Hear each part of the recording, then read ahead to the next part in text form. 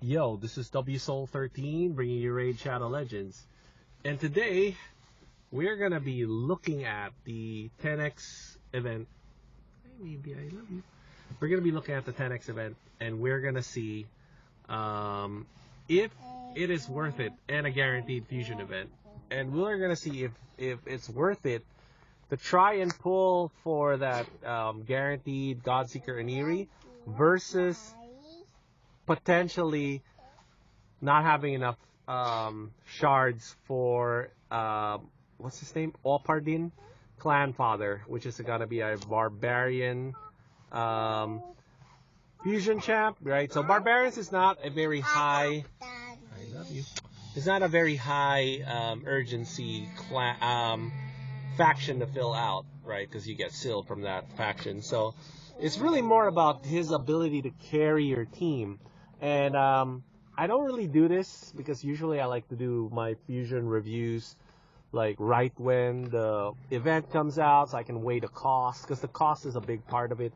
And also I can see the cooldowns. Cooldowns are kind of a big part of whether a champ is good or not. Books, right? All that stuff. I want to see all of that information before I make like a review. But for this case, I'm going to make a preliminary review, and you can make from that whatever you want to make from that. Preliminarily, Opardin is a healer, turn meter booster type champ that relies on continuous heal buff. So it doesn't necessarily have to come from him, the way I read his kit out, but generally the more continuous heal buffs you put out on your team is going to get a lot of turn meter boosts. Basically, it's like 5% turn meter boost per continuous heal buff, and he puts out 2 of those himself.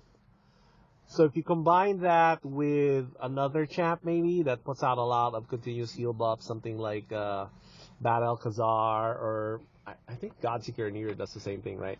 So maybe he combines well with Godseeker Aniri. So there are some pros and cons to relying on continuous heal buffs for your healing instead of passive healing or an active healing, right? The main reason why it's not quite as good as the passive heals like from Seal of the Drakes or even from Vrask is because having buffs on could be a liability in some of the more endgame boss fights where you really want a passive heal in either their a passive heal, like every time they take a turn they heal, or something from their A1, something that can't be shut down, right? And having buffs on, especially continuous heal buff in like something like Hydra boss, could be a liability. In something like Bomo, like Bomo is another boss that you would want to have a lot of healing on to try to survive. And continuous heal actually puts your team at a disadvantage because of the way the boss mechanics works for that particular boss. So there is a little bit of a caveat to how good he can be end game. Progression wise, I feel like he is good enough progression wise because he takes debuffs away, puts continuous heal on, he heals on top of that, and has an AoE attack, so you can deck him out in stun set or whatever, like if you're in the mid game or like early end game. So there are things you can definitely do with him early in the game. If you decide to go for him now, perfectly fine. If you have enough void shards for Godseeker Aniri and you want Godseeker Aniri in your lineup, I really would prefer that you go with Godseeker Aniri instead, right? Or I mean, for me, honestly, I'll be able to get both. But I did a poll on Reddit in terms of how many void shards people have, and for the most part, most people have less than 10. So a lot of people is gonna be looking at this and they're gonna be going, if Godseeker Aniri ends up being a big part of my like my guaranteed / fusion champ only Ultra Nightmare team, a lot of people might miss out because it's hard to scrounge up 25 void shards when you're earlier in the game. And I get that. I have a lot because I haven't been pulling in 2x events, so kind of a bit of a conundrum here, right?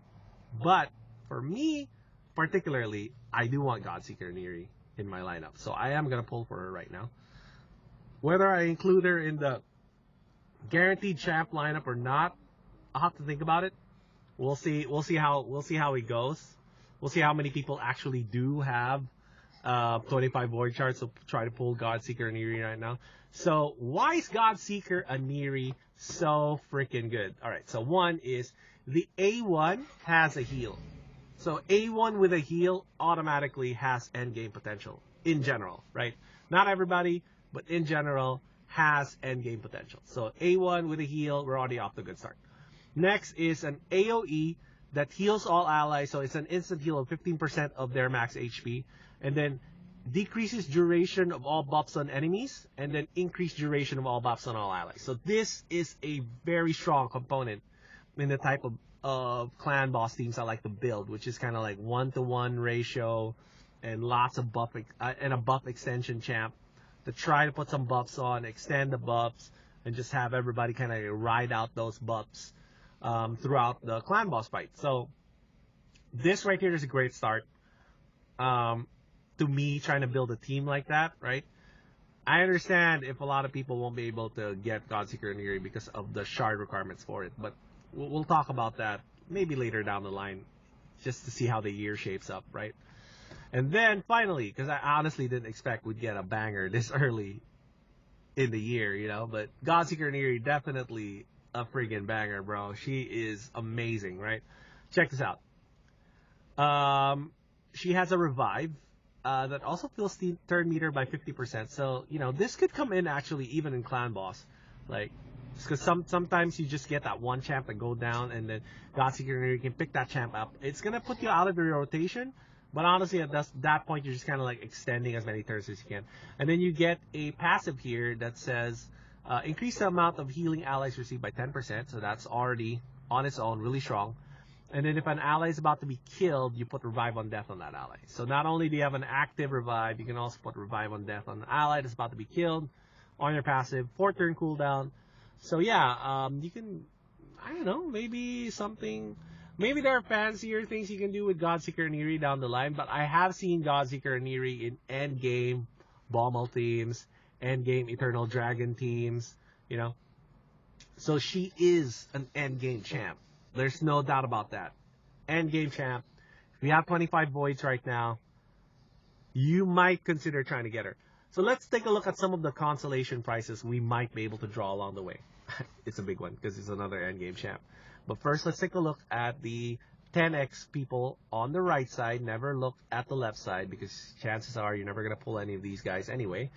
So Anax, we already know Anax is kind of like this very niche clan boss DPS type champ. I'm not going to go through the skills because if you still don't know what Anax does till now, do a simple YouTube search. So many comps with Anax in it. Really strong champ, really strong damage dealer for clan boss. But you know, it's a little bit finicky, so you gotta follow specific stuff to make it work. Steel Skull is a really strong champ for Skinwalker's Faction Wars. In fact, I know a lot of clears with Skinwalkers that had Steel Skull in the team, and basically just a bunch of like level 50s and rares and whatever, because he gives you a heal. So healing is one of the most important things you can bring in Faction Wars. So it's not a revive, but the heal is really, really good. So I've seen so many teams finish their Skinwalker Crypt with Steel Skull. Definitely great.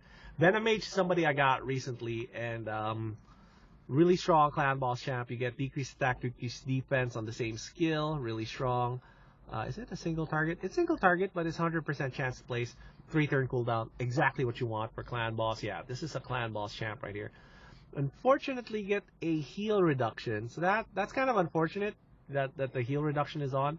But still, it's really, really good. And then, oh, okay. It's actually not bad because he actually makes heal reduction a thing in clan boss now. If you got heal reduction on the boss, you take 15% less damage. Damage mitigation is strongest clan boss. So yeah, Venom Mage, definitely top clan boss champ. If you can get it, really, really good. It activates the poison, so you gotta. Yeah, I think you may have to partner him up with another poisoner, if I'm not mistaken. But he's really, really strong. Is it a he or she? Hard to tell. But really, the main event, right? The main event, since I'm pulling Void Shards, is Eurogrim, yo. Alright, so Eurogrim, a bit controversial because of, he puts continuous heal on, right? I think he only places one continuous heal, but 2 poison debuffs on all enemies. So he's kind of like a mini Bad Alcazar, but wait, right? So he can also removes all debuffs from an ally, just one, and heal them. Okay, heal's fine. And then the A1 can put poisons on? Yeah, can put poisons on. So definitely if you get this cooldown down to 4, and then he also has, well, you know, ally speed all battles. Not bad. It's great. Eurogrim can solo dragons. Pretty much. Right? So, really strong endgame type champ. So many solo builds around Eurogrim. Still considered, honestly, even after the nerfs, as one of the strongest champs we can pull at Epic for Voids. So, we are going to go for Godseeker Aniri, right? I'm going to go for it. Whether or not I actually include her as part of this year's Ultra Nightmare Clan Boss team lineup, I'm going to have to see how the year shakes out first. But definitely, I'm going to probably have to do many versions of the team, right? Some versions with Godseeker Aniri if you happen to pull her for right now, or if you got lucky. And then some versions without her, I guess, right? But definitely, if you want her for your account, I think it's a no-brainer. You should go for it. So I'm going to go for it. Let's see what happens. Wish me luck, guys. Here we go. So 10 pull right now. All right. Big problem with pulling outside of 2x for Voids is that Epics are really good for Void Shards. So you're sacrificing a lot of power here, right? Yeah, see, I got a 10 pull, nothing. That's kind of sad, honestly. But in terms of trying to pull for a specific Void Epic champ, man, is it hard. You could go forever without pulling an Epic. Okay, so we got Golden Reaper, bad Epic. All right, so we got Eurogrim. Here we go. We got Eurogrim, yo. All right, good. So here we go. That's awesome right there. That's great RNG for me. So I made it up for my bad first 10 pull, and I got a Eurogrim. All right, man. All right, we're good. So now I'm going to try and get this Godseeker Aniri. I'm not going to make the same mistake I did with Inquisitor Shamel and pull those Void Shards. So here's another question, actually, if you're thinking about doing this, is are you risking them putting out Maneater or Demetha? Or maybe even Warcaster? Is it Warcaster? Maybe even him out as a guaranteed Void Epic pull. That could be something, because getting access to an unkillable team basically means you're done. You're done, right? For Ultra Nightmare Clan Boss. Alright, so where are we at with the number? Oh, this is the last one. Alright, so well, I already know this one's gonna be a Godseeker Aniri. So yeah, 25 shards, 25 Void Shards, 4 Void Epics, and one of them is Godseeker Aniri, which is kind of basically a legendary in my opinion. So yeah, that's a really good sequence for me. I really like that, and I'm gonna most likely try to figure out a way to plug Godseeker Aniri into my teams, because you know she is amazing. Honestly, you're not gonna go wrong with a Godseeker Aniri in your team. Oh, how many did I get? Oh, I can actually. Ooh. Okay, so since I pulled out a lot, I might actually just go for an extra 500 points just to get that legendary book, because legendary books are hard to get, and this is basically a free legendary book for me, 5-star chicken too. That's not bad. Interesting. So who am I gonna try to get here though? Mystery shards 500 there, or a sacred shard. Let me see. I already got all the 10x's. I don't need any of the 10x's. Maybe Steel Skull, maybe. Not really, because I've already finished Skinwalkers. So I might actually end up just going for mystery shards here. I know it's kind of boring, but that's the way it goes, right? So I might just mystery shard out that extra 500 points to get that Lego book.